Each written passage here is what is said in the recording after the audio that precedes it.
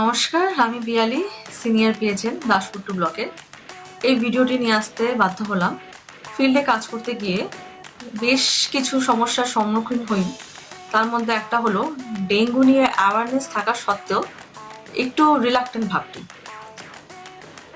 জ্বর হচ্ছে না জানানোটা সাব সেন্টারে। আর একটা জিনিস কি, যে এটা ভেবে নেওয়া যে সব ট্রিটমেন্ট এমবিবিএস ডক্টর না দেখিয়ে বাড়িতেই হয়ে যাবে। এটা করলে কিন্তু হবে না। স্পেসিফিক্যালি জ্বরের পরে কয়েকটি ওয়ার্নিং সাইন আছে, যেখানে আমরা বাড়িতে কিন্তু থাকতেই পারবো না, আমাদেরকে চেষ্টা করতে হবে যাতে হাসপাতালে গিয়ে ভর্তি হয়ে যায়। সেই ওয়ার্নিং সাইনগুলো আমি বলে দিচ্ছি। জ্বর কমে যাওয়ার পরে বমি বমি ভাব হওয়া, পেটে ব্যথা, চোখে অন্ধকার দেখা, প্রচুর পরিমাণে দুর্বল মনে করা, ইউরিন আউটপুটটা কমে যাওয়া অস্বাভাবিকভাবে। আর আপনি ব্লাড টেস্টে দেখতে পেয়েছেন যে আপনার প্লেটলেট লেভেলটা কিন্তু কমে গেছে, তাহলে দয়া করে বাড়িতে থাকবেন না, আপনাদের নিকটবর্তী হাসপাতালে গিয়ে ভর্তি হন।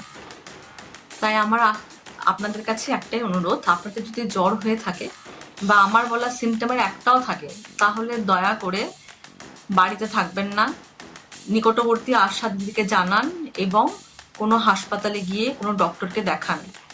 খালি ঘরে চিকিৎসা হবে এই আশায় কিন্তু থাকলে এই বিপদটা কিন্তু আপনাদেরই বাড়বে। নমস্কার।